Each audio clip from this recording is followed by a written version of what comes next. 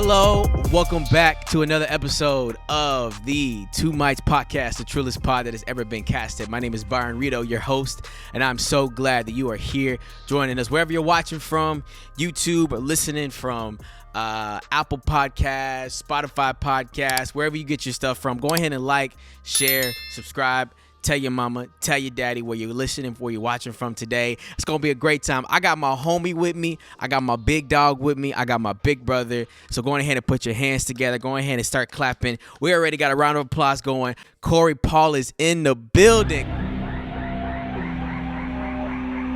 Yo, you came up how he came up, you know what it is.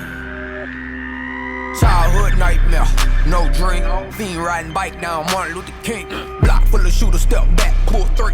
Two-tone chrome, triple beam at the king. I just want the cream any way I can get it. If I draw the weapon, gotta paint the picture vivid. Stressing over issues, gotta slicing open swooshes, cause it gotta be a high calling in the way I'm living.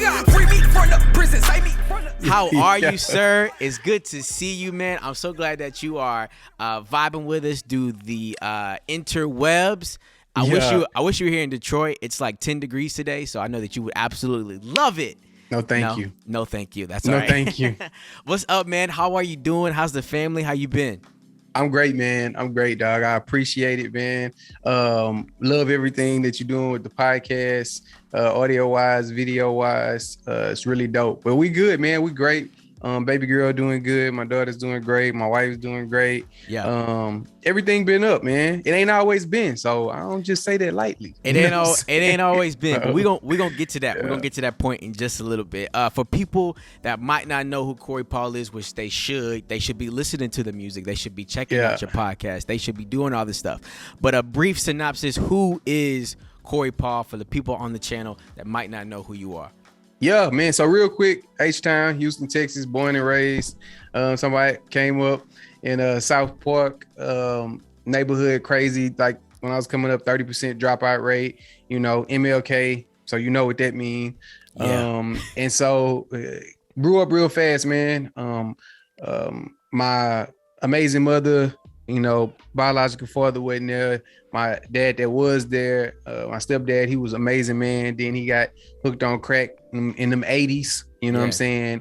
And so it made our life real hard, bro.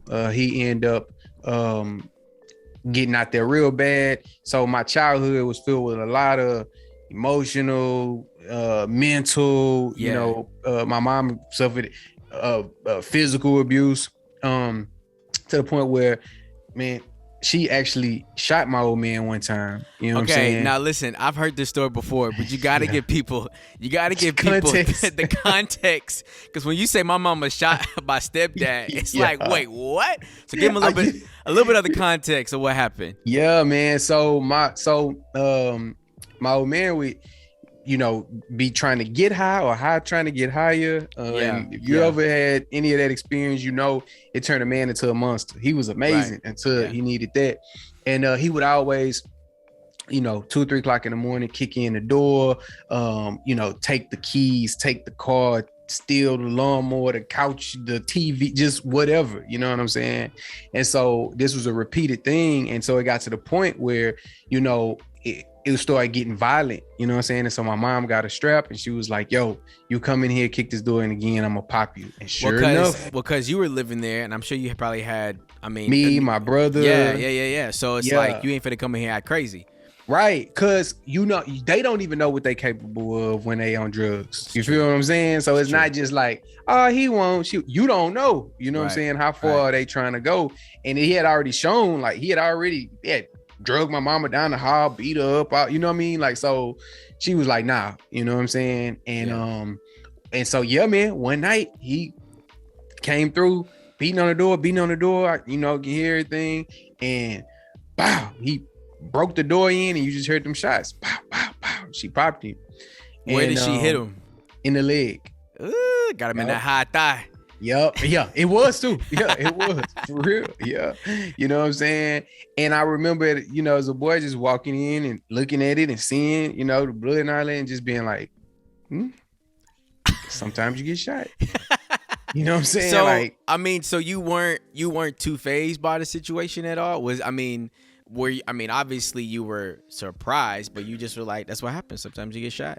That's what you learning. Cause I was probably maybe like 7 or 8 or something like that. So you learning what's normal. Right. You know what I'm saying? I don't know. You feel me? So at that, I'm like, I guess that's how we rocking. You know what I'm saying? Sometimes you get shot. Sometimes you get shot. And it's not like violence is new to me. You know what I'm saying? So it's not like I've never seen violence before. It's like I seen it, but I never seen it to that level. I'm like, oh, it can get down. That can happen too. You know what I'm saying? So yeah, man. And so of course it messed me up later. But when I went at that age, I didn't know no better. I was just like, oh man, it's crazy, you know? Yeah.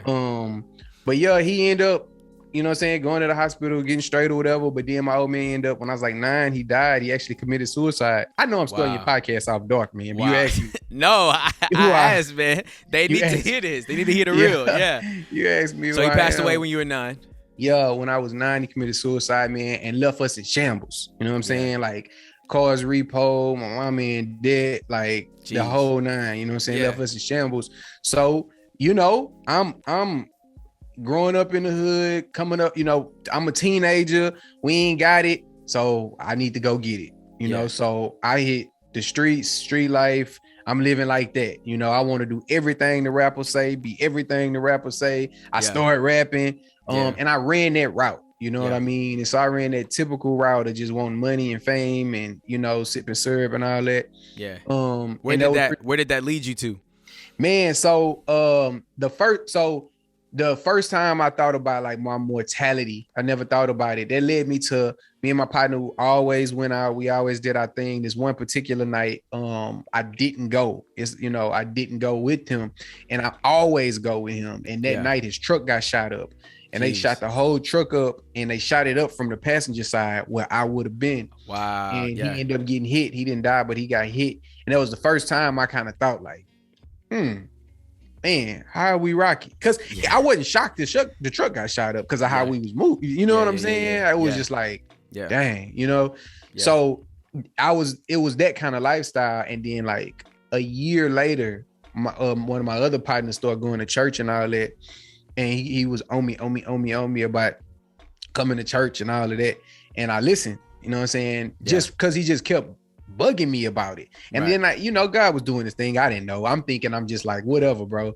But yeah, man. So this pastor told me about how, you know, all of this stuff that happened in my life, basically that the Lord was prepping me and preparing me and he never left me. And, you know, the whole gospel spiel, but he did it in a very real way. Yeah. You know, I had my idea of a pastor, you know, in the Bible, thee, thou, though, verily, verily, you know what I'm saying? Verily. Yeah. That's how I'm thinking a pastor's coming, but he ain't do none of that, you know? And so it made it real to me. And I was like, cause see, my whole thing is I just wanted to get out the hood. I wanted to get my people out the hood. I wanted to get out the hood. I thought some money was going to do that. Right. And this is what he told me. He say, because he just talked to me. And that's why you got to talk before you know, you have to listen before you start talking. Cause he was just asking me a bunch of questions. I'm popping off. You know what I'm saying? I'm just telling him what I think. And right. And long story short, bro, he was like, so basically you saying you just need you some money. I'm like, yes. You know what I'm saying? He like, you think that'll solve, you know, your problems? Right. Yes, bro. Right. He say, so if I gave you, you know, $5,000, $10,000 right now, you think that'll push you in the right direction? Yes. He say, well, if you think money solves everything, you think money would have helped your dad? You think if I gave your dad $5,000, it would have helped him? Nah. But would have smoked it up. Right. You know what I'm saying? Like quick. Yeah. So that was the first time I was like, you feel me? Yeah. And then from there, Jesus put me in that headlock, man. And I started rocking with him. I had always been rapping, kept rapping, started rapping for the Lord. You know what I'm saying? Contextualizing the gospel. What year did you start Christian rap? I started Christian rap probably 2009, maybe. Okay. Something like that. Now let's since we're on that subject, let me talk about this for a second. So I know that, and I'm saying this in the best way. I don't want people to be upset, but it seems like there's a new wave of rappers that are Christians. I'm not gonna say that they're not. That's on them. if they if you know whatever lifestyle, whatever, but they say they're Christians and they rap about God, but maybe they don't live really that lifestyle, you know, or even maybe their history as a rapper isn't necessarily the lifestyle of what a Christian rapper would be. And it seems like in that vein, Christian rappers now don't necessarily want to be called Christian rappers. They want to be rappers that are Christian, kind of like these other people are as well. Is that the right context to put even yourself or maybe even of some of these other people? Like, is Christian rapper not cool anymore? It's more of like, I'm a rapper that's Christian. Is that the way it should be said? Man, God. Great. Everything you said, great, true, and great question, man. So without talking about this, like for an example, for the people, Chance the Rapper, right? I think he's a good example. I think he seems like he's a really great dude, like family man, the whole deal, all that kind of stuff. He definitely, I know before might have been a little bit different as far as like how he was rapping, but now he seems like he's definitely, wanting to do right by God.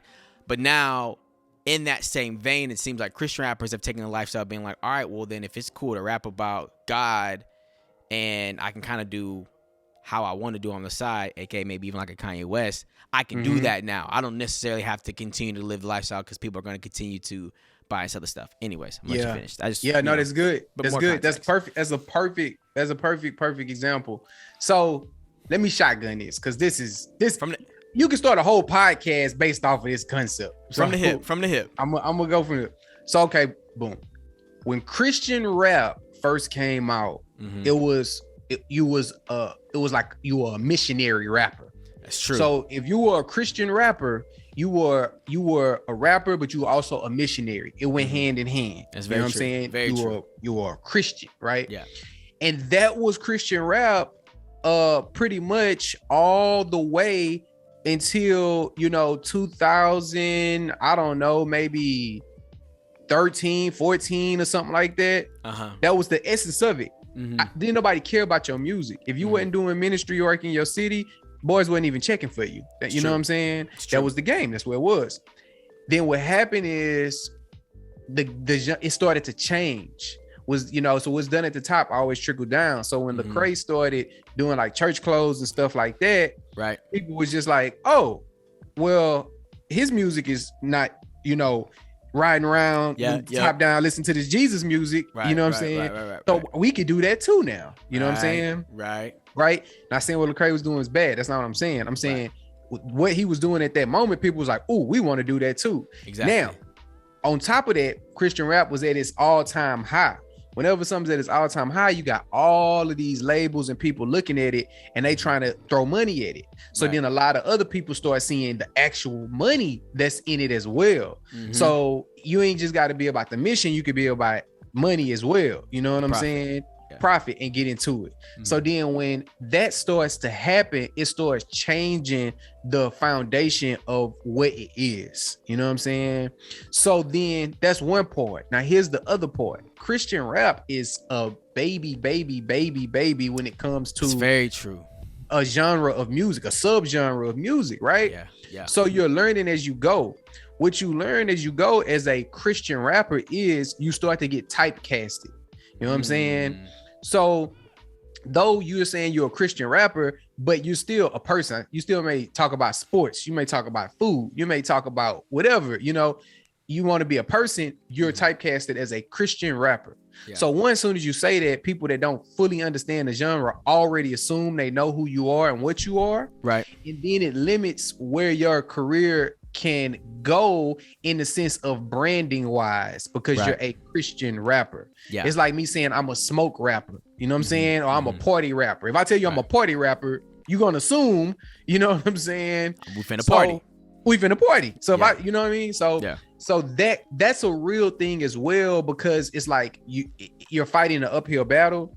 So long story short, you got two sides to the coin to bring in the closing, bringing it present day. I think present day, what we see is two things. We see one, the person that identifies as a Christian, and they may say Christian things in their music, right? But their sole purpose for their music is not that the gospel would be preached, contextualized, and you would see the light of Jesus. That's not the sole purpose of their music. Yes. Maybe it's inspirational. Right. Maybe it's encouraging. Maybe it's something to listen to that's just not negative. That's the purpose of their music, right? Got you. I'm with you now. So you have that rapper, and then because I ain't gonna even address the cap rappers and people that just ain't whatever. I'm just only talk about people that's like really got a purpose of what they doing. Right. So you got those. Then on the other side of that, you have the rappers that have seen the flaw of presenting this banner of like, I'm a Christian rapper, to where you can't be a person.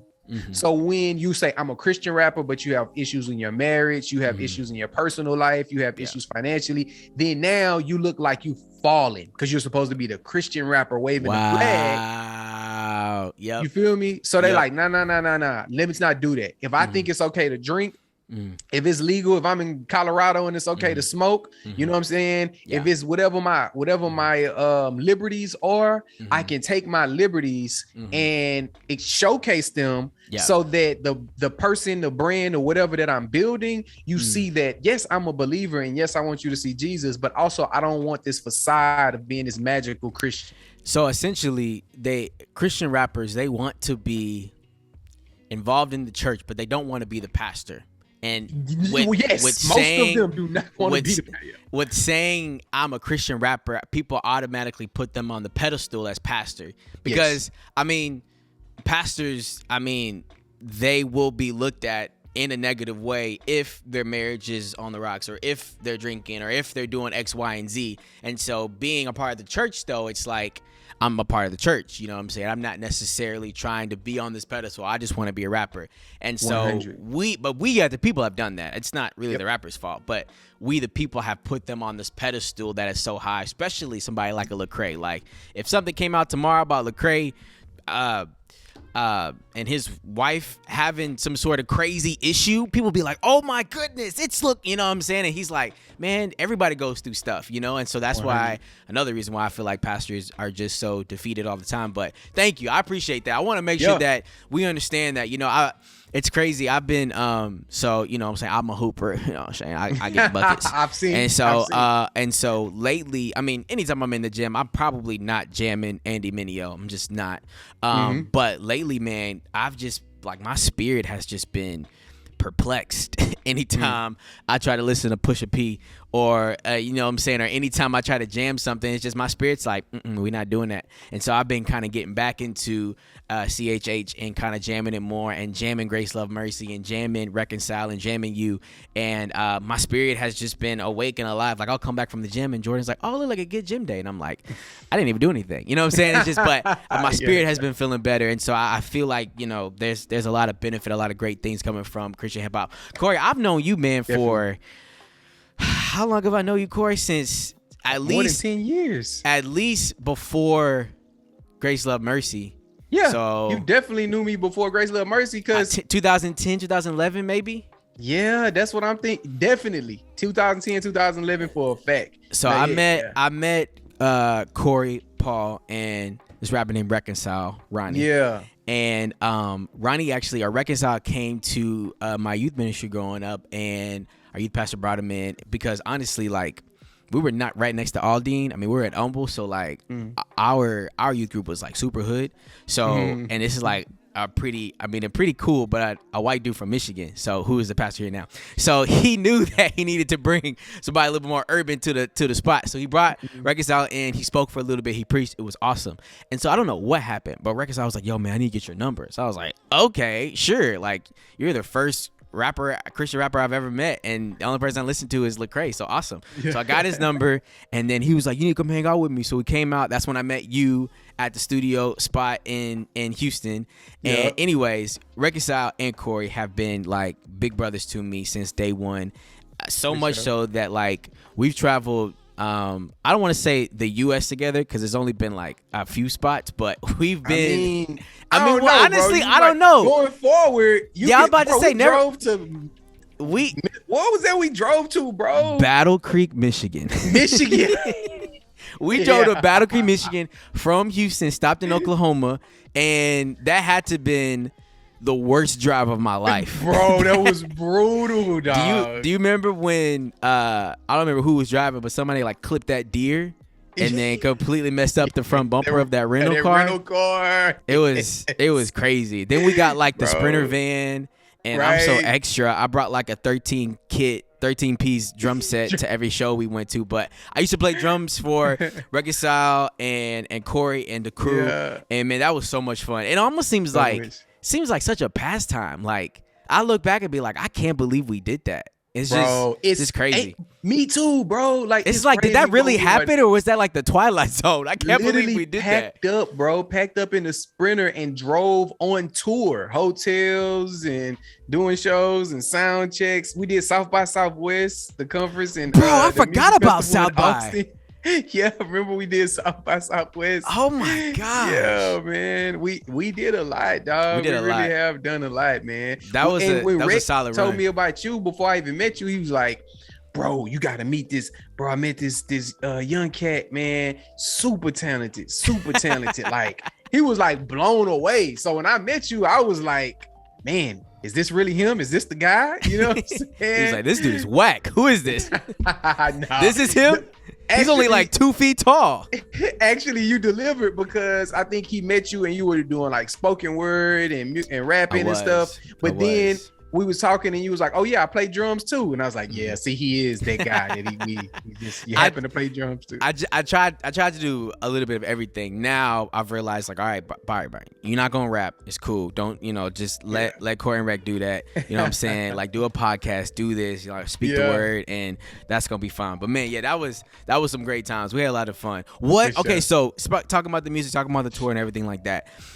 From where you grew up, and the crazy stuff that you had to go through, now getting to a place where you're about to drop your first Christian hip hop album, Grace, Love, Mercy, 2013. What was that process like before even going into it? Me personally, or at least what I would think, is that you had to have so many things in your past try to creep up on you while you were creating Grace, Love, Mercy. Because, I mean, the way that you so amazingly crafted this album and just talking about the grace, love, and mercy of Christ, and how, he has given you and me so much of the grace, love, and mercy. What kind of got you to the point of being like, all right, I'm going to do this. I'm going to talk about this from my life. We're going to make it a hit. Yeah. So I was I don't say this to cap, I was the only person in my family, like, my cousin, people that was around me like that, my homies, that was like a Christian and out there in like ministry, mission, like grinding like that, right? So like my uncles and I had older people, I'm like young guys, you know what I'm saying? It's like out there really getting it. I was really the only one. My brother was trapping, my cousins was trapping, like they was still in the street. Right. So while I was creating Grace, Love, Mercy, or the process creating Grace, Love, Mercy, and the reason I titled it that, because it was that like new Christian fire and eyes where you could see, this is death and this is life, and it's like, magical, you know what I mean? You can see it so clearly because you just coming out of it, and I'm seeing my people still in it. And so like, how long were you saved by the time you dropped Grace, Love, Mercy? How long have you been saved before that? Yeah, so let's say I started, peeking in, like I was about to leave my ear in, and then I would say I probably was about 17 to 18 when I got saved, right? Yep. And then from there, let's say that had to be like 2000. So it probably was like 3 years. Okay. Yeah, maybe 3 or 4 years. Yeah. You know what I'm saying? And so, but it was a process. Like I didn't just get saved and I was like, all right, let's go. Like I got saved and I was like, okay, I'm not gonna curse in my music no more. Yeah. You know what I'm saying? Yeah. I'm not gonna talk about this in my music. Like it was a process before I became a Christian rapper. Like I was saved but not sanctified. You know, Right. So from that, like in that time, like it was a time where dude shot my brother car up because he thought he was in it and he wasn't. You know what I'm saying? My cousin went to jail. Other cousin got shot. Like this was happening in the midst of, you know, and I'm like, just trying to make sense of like, what can we do to help? You know what I'm saying? Yeah. So that was going on in the midst of trying to create Grace, Love, Mercy. And so that's why it sounds how it sounds, like so raw, gritty, and just this plea, you know what I'm saying, directly to my people that come from the bottom. Yeah. I think that the impact that at least it had on my life, somebody that, I mean, I've never been shot at, not that I know of, and good, keep it up. Thank you. And you know, and you know, my parents are still married to this day. They've been married for 32 years, and so obviously our lifestyles are different. But I think that is the power of the gospel, and I think it's the power of what you and even what Reconcile do is your music can transcend even to people like me, to where I've still gone through crazy stuff. Maybe it's not as wild and out there as you have, but still knowing that there is grace, that there's love, and that there's mercy out there, and that a God still loves me. So it's impacted so many people, man, so many people. Yeah. And so I know that now. I mean, we talk about Grace, Love, Mercy. You have at least 3 or 4 more projects out. So make sure you go to Apple Music and Spotify. Check out Corey Paul. But now, I know you're working on new music. But the biggest thing that you have going on in your life, besides obviously your beautiful baby girl and your wife, is Literacy Kings. Talk to us about that. Yes, I'm trying to get like Byron on this podcast game. You know what I'm saying? And you know, so we created Literacy Kings. Literacy Kings, we break down financial books, resources, and information in a culturally relevant way for people of color who have been marginalized. I love it. So love it. Basically, we take financial news and we make it relevant. We make it current. We tie it into what's trending, what's popping. We, you know, it's specifically for our people, right? Yeah. And so that came about very organically because I was rapping, I was doing shows, I was getting money and all that. But once I found out my daughter was on the way, something else clicked in my mind, right? Like, okay, hold on. You know, we can't just be sticking and moving. Like, okay, I'm looking at my finance. I'm realizing this is not adding up. You know what I'm saying? And what it came down to I was just like, you know what? I know nothing about money. Like I'm a hustler. You know what I'm saying? Like I'ma always go get some money, right? But my wife is she legit. My wife is, you know, I don't have to take care of my wife, like in the sense of, I'm a husband, but she not like just gonna be sitting there like, if we gonna eat, you know what I'm saying? I'm saying like, but when I'm thinking about my daughter, I'm like, okay, wait a minute. I have to be really preparing her for her future and all that. And I was like, I'm not capable. I don't know the first thing about it. You know what I'm saying? Yeah. So my partner did, you know what I mean? And so basically I hit him up. I'm like, hey bro, you know all that financial stuff you've been talking about over the years that I ain't really been listening to? Start over. I'm ready to listen. I'm ready. You know what I'm saying? Yeah. And he was like, all right, go get this book called Rich Dad, Poor Dad. You know what I'm saying? Read a chapter, then call me and we're going to talk about it. Yeah. And I would read it and I would highlight all the stuff I didn't understand. What's ROI? You know what I'm saying? What's an asset versus a liability? You know, what's, you know, what does it mean when they say a business is not the same as self-employment? A business is a system of systems. What is he talking about? You know what I'm saying? Right. Highlight it. I explain it I talk to him. And I'll be like, yo, what's ROI, return on investment? He like, basically, say you go get a pack for 10, you know what I'm saying? And you know you can sell that pack for 15, right? So then how much you made? I made 5. That's your ROI. I'm like, okay. You know what I'm saying? Yes. And we would do that book after book after book, you know what I'm saying? And I was like, man, I wonder how many people this could help, you know what I'm saying? So we was like, well, let's start a podcast. And in the middle of the pandemic, we started Literacy Kings, man. How many people do you think that you guys have impacted so far just through your podcast? Well, I don't know exactly how many people, but I can tell you this. I can tell you that we have our podcast is in the top 5% globally. I can tell you that we have over 80% top 5% globally. Yeah, top 5% globally. Corey, that's wild. Man, thank you, my brother. That's crazy. Like, that's amazing. I appreciate that, man. We're in the bottom 5, but we're gonna meet y'all up there.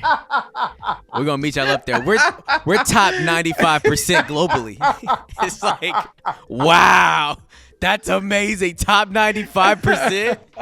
Yeah, man. Oh, that's but looking down on the other 5%. You peons. Cut your mic off. Peasants. Cut your mic off. Peasants. Turn it off. That's amazing. That's thank awesome. you, man. That's thank really you. great. Thank you. We completed a cohort, a podcast creator cohort with Google and PRX. Yep. In 2021, that was extremely valuable, and we get a lot of comments, a lot of direct messages about how we change people's life. You know what I'm saying? And I believe them because it changed my life. You know what I'm saying? So I want to say that we've impacted thousands, man. You know, I want to say thousands, and we going on to hundreds of thousands. You know? Absolutely, man. I love it, bro. I love it so much. I know that with Literacy Kings, you kind of got even to this point, even during the pandemic, kind of a different way. Your wife, who is absolutely amazing. Shout out to Summer. How many more kids are gonna have, by the way? You know, man, we don't know. We know at least one. Okay. If the next one is not a boy, we know 3.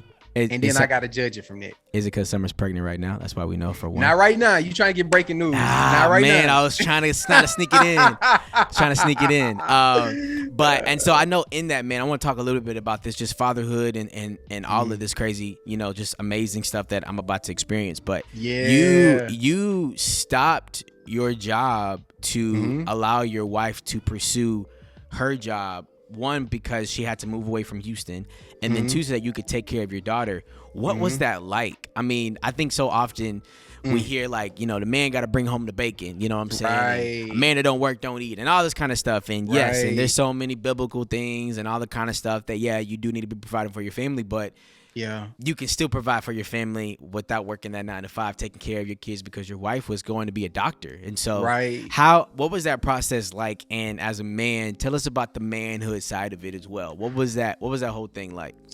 Bro, it was one of the hardest things I ever did in my life. Wow. It was hard. Yeah. Me and my relationship with God was so strained.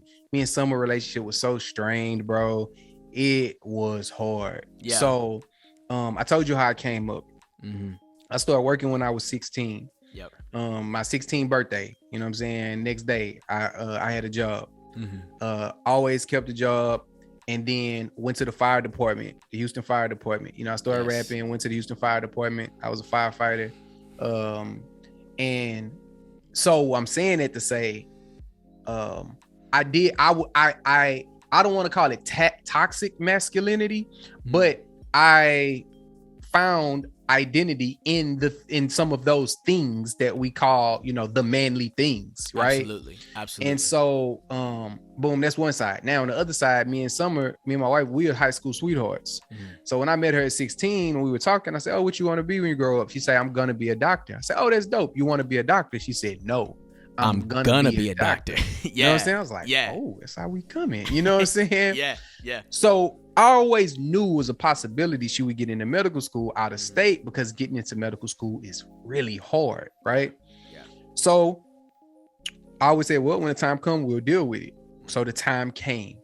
You were a firefighter at this point? I was a firefighter, and I had signed a deal with the record label. Yes. Yeah, I had previously signed a deal with a record label. So at that point in time, I had like 2 Billboard albums. I was rapping, and I was a firefighter at the same time. And I'm just grinding, trying to see if I can get music, where I want it, all that, right? So we it's looking good. Then she gets into medical school. So when she gets into medical school, I'm like, okay, I can't be away from my wife for 4 years, so I got to resign from the fire department. I'm gonna have to, you know what I'm saying? Resign from the fire department. We go out of town on a pre-planned vacation. We get back and then find out she's pregnant. So that was the series of events. Jeez. So I'm like, this was not part of the plan. This was not it at all. Yeah. So it gets to where it's just simple. It's going to either be one, she takes off a year of medical school, her first year of medical school, and just hope that they let her in again next year. Yeah. Which is a whole, right. Or I become a stay-at-home dad. And it was so clear, bro. God just gave it to me so clear to become a stay-at-home dad and not take off medical school. Wow. Now, when I say that, I don't mean clear as in like, yes, I hear you, God. It was just like, dang, I can't. Man, he putting it on me. Yeah. You know what I'm saying? It was begrudgingly. It was a every door closed. There's like no other option for you. You about to be at home with this baby. Clear. Yeah. It was he gave me no peace about anything else. Jeez. You know what I'm saying? So it was peace in the sense of I believe I was in his will. It wasn't peace in my flesh. You know what I'm saying? Yep, absolutely. And so, yeah, man. So we started that journey. Byron, it was hard, bro. Jeez. Let me just wrap it up and say it like this. Now at this point, I'm 30. I go from what I told you to I'm at 30, changing blowout diapers, cleaning breast pumps and bottles and washing clothes, and I'm stay-at-home dad. You know what I'm saying? And so, okay, on top of this, my wife, they want 120% from her at medical school. Absolutely. And she has a newborn that needs 120% from her as well. Absolutely. So when she gets to me, she has nothing left. So I've left my job. I've left my passions and career. I left my city. Now I'm in this new city and I'm with this new baby and I'm sacrificing for us and for her. And we have this very real conversation because we are not connecting at all. Yeah. And in essence, I tell her, I feel like I'm getting nothing from you. I feel like you don't have anything for me. I've done all these things and you have nothing for me. And she was like, I don't. Like, I love you to death, but I have nothing. You just gotta wait. You know what I'm saying? Very real. It's very real. And the cold part about it, I was like, yeah, you shouldn't have nothing for me. Like, how could you? How could you? So I wasn't even mad at her, bro. Yeah. It was the situation that was just trash. And on top of all of that, bro, my faith was tested and I realized I had no identity, right? Wow. It's easy to say like Jesus is my identity. My identity is in Christ and all of that. When the things you desire to do are happening and you can represent him through that. But Corey, preach, Corey. I run around this mic, bro. Preach on tonight. But when he strips all of the things that you were serving him through, and now it's just you and him, right? Yeah. Now you start to realize you wanted other things than just Jesus. You wanted the other things that came with the things he allowed you to have. Jeez. So who am I? Yeah. Right? Yeah. And all society is not, society is not, it's not set up to where anything outside of the norm is accepted or respected. You see what I'm saying? So then even in that light, you're feeling like, who am I now? I'm not Corey Paul, the rapper. I'm not Corey Paul, the firefighter.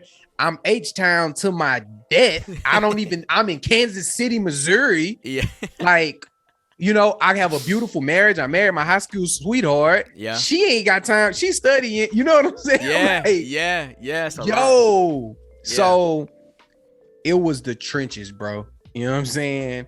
And it stayed that way for quite a few years. That started in 2018 when Jordy got here, and we slowly climbed out of it, and we didn't feel that sense of God was like, okay, this is the beginning of your new season.